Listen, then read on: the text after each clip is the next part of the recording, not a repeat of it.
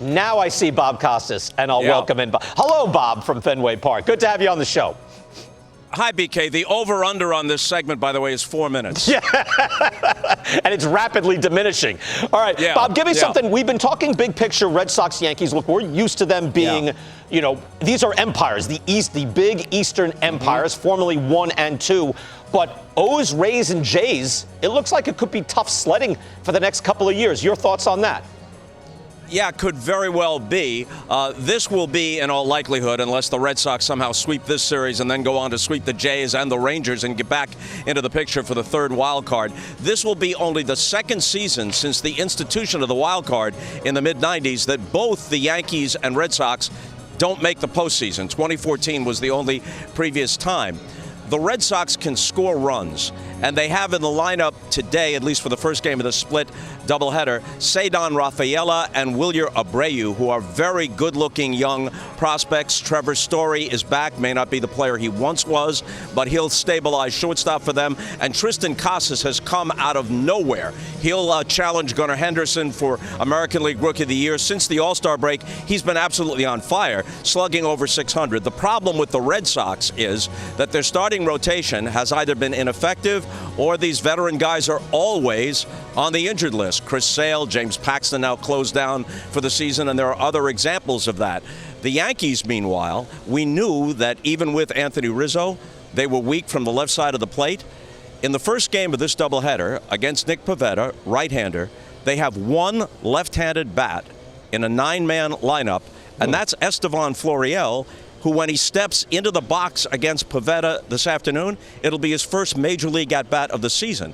He spent the rest of the season up until now in AAA. In contrast, last night, with Clark Schmidt scheduled to go before the rainout, the Red Sox put 7 left-handed hitters into their lineup, and most of them capable of doing damage. Wow, yeah, not a lot of flexibility there. But big picture, Bob, can you rebuild in Boston and New York?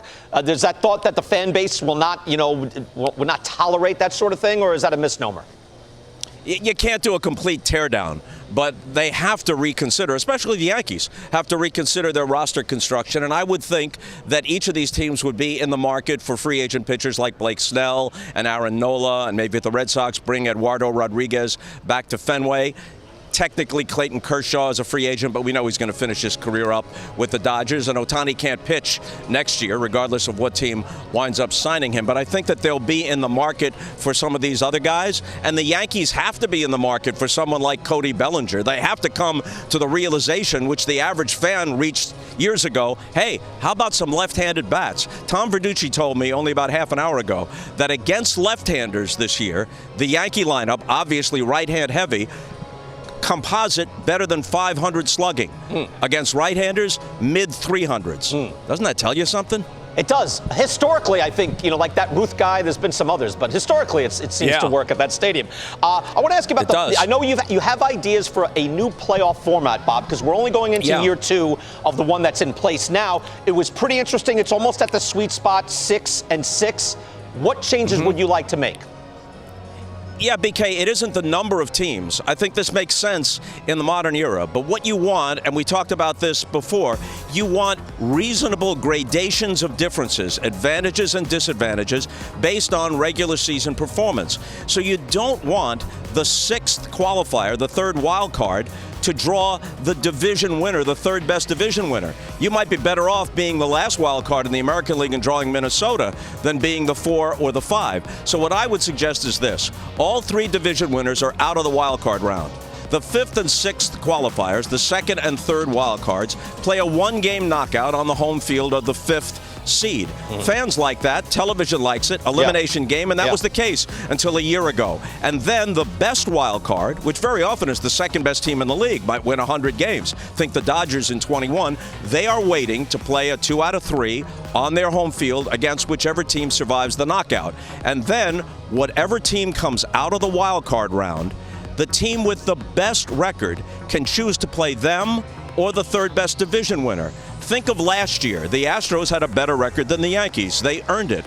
They wound up playing Seattle. The Yankees wound up playing the Guardians. The Guardians, with all due respect, were the lesser foe. Yes, the Astros swept the Mariners, but one of those games went to the bottom of the ninth. Another went 18 innings. So you should give the number one seed that advantage. And then, most importantly, the division series should become best out of 7. No one begrudges the Phillies and the Padres winning 3 out of 4 from teams that beat them in their own division, the Braves and the Dodgers, by a mile. But it should be a steeper hill to climb. It should be a more legitimate test. Make it best out of 7. That's what I would say. You might have to trim the regular season to 156 or 158 to accommodate that, but you'd make up some of the lost revenue in the additional postseason inventory. Yeah, they won't like that, of course. But I like that because last year, I know, Bob, a lot of people say, oh, this is exciting. Padres and Phillies are 5 and 6. Actually, got through and got to the National League Championship Series. But I don't know, Bob. For 6 months, I got used to Dodgers are great, Braves are great, Mets are very, very good, and they were all gone. I don't want to see that every year. So I think, you build a little more of a gauntlet for the teams that are getting in at the bottom 4, 5, and 6.